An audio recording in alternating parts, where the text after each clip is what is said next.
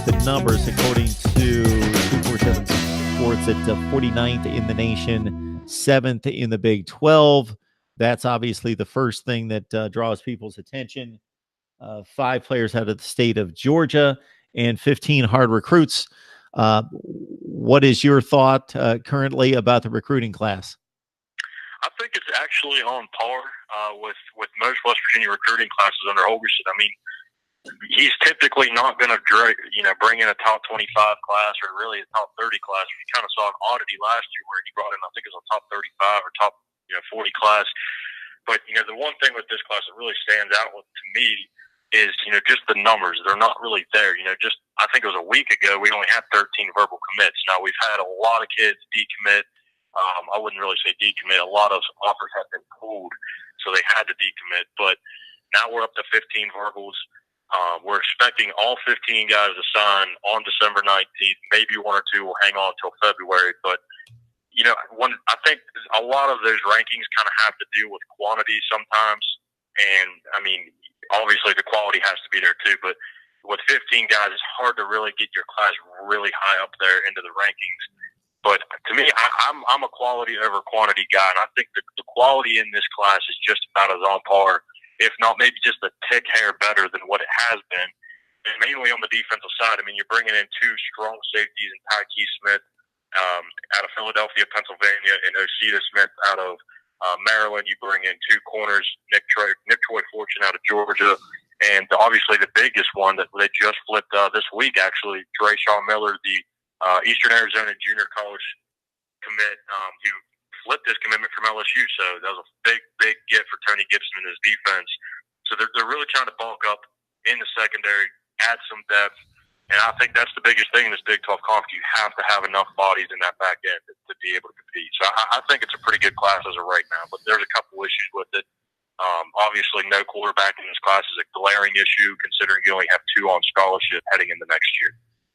Yeah, you stole, Skylar, that last comment right out of my mouth in regards to having to load up in the secondary playing in that conference. Obviously, that's a pretty easy connection to make right there. When we look at the class and look at who's still out there, I don't know where this class is going to land. You mentioned the quality versus quantity factor, and certainly at 15 commits versus what you're going to see in the 22 to 24 range for most teams. That's obviously going to drop the national ranking, and it doesn't have anything to do with the quality. It's a combination ratio and final number there. Is there anybody out there that's got West Virginia on the short list that you're really hoping gets reeled in the last 5 days here? Yeah, actually, there's a couple. There's 2 kids committing, or not committing, but visiting Morgantown this weekend. Wide receiver Ali Jennings out of Virginia. This guy, he has been basically, from what I've been told, has silently been committed to West Virginia since October. Don't know why he hasn't made it completely official yet, but I would expect maybe we hear some news this Sunday, maybe even Monday. And an even more interesting piece is Isheem Young. Now, for a lot of you people in the Pennsylvania, New York, Maryland area, you may have heard this kid's name before. He played at Penn State, or committed to Penn State, I think it was in 2017. Never got to play there. He had an off-the-field altercation, got kicked off the team.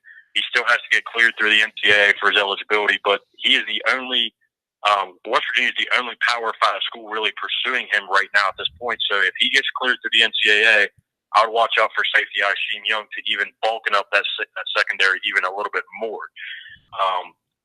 Tavion Mayo, another corner. I think he's down from the Georgia or Florida area. And Jamel Starks, another safety from Georgia that they're really hoping to go after. I know MJ Devonshire, he's been a guy that is from Pittsburgh, an Aliquippa kid. West Virginia has a strong connection with the Aliquippa kids, but from what I have been told also is that he's kind of waited out the process a little bit too much. Coaching staff's kind of looking at other directions. So it's going to be interesting, but I think they're really trying to add maybe 1 or 2 more corners and a couple skill positions. Get Skylar Callahan on the line covering West Virginia football. Of course, the Mountaineers take on Syracuse in a couple of weeks, but it's all about National Signing Day. Of course, that's the pipeline is the recruiting, and we're just 5 days away from what turned out to be, of course, Skylar, was our first dip into this split National Signing Day, December and February last season. and about 75 to 80% of the kids signed in December in the Power Five. So this is a huge deal, obviously, coming up here in 5 days. And so the fan base is obviously comfortable, having been proven by Dana Holgorsen that if the recruiting class is 40 or 45 or 50, something in that range, that they're still going to be able to fit into the system to yield results that are much better than 40th or 45th in the nation. So everybody's comfortable with that. Yeah, I mean, obviously everyone like the top 25 classes and, all these 4-star and 5-star kids coming in, but we kind of understand it's just not really the reality with West Virginia. You're not going to get those kids. You may get some 4-stars here and there, but you're really never going to get around the 5-stars. But when you look at the recruiting rankings every single year in the Big 12, West Virginia usually always checks in around 6 or 7 and maybe 5.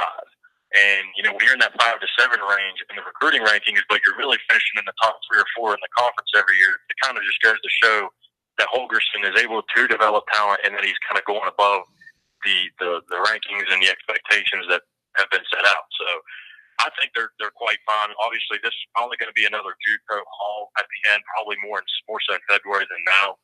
But, this is obviously going to open up the door as well for what Dana likes to do the most, and that's go out there and hit the transfer market hard as he can possibly do. So I wouldn't be surprised if a quarterback transfers again, maybe a defensive lineman or offensive lineman. They're really trying to get one more guy on both sides of the trenches to kind of shore up their stability there. So watch out for Papa Dana's transfer market to heat up here this offseason. All right, Skylar Callahan on the line with the voice of college football. At least that's what he's dubbed me, so I'm going to go with it here. All right. That's right.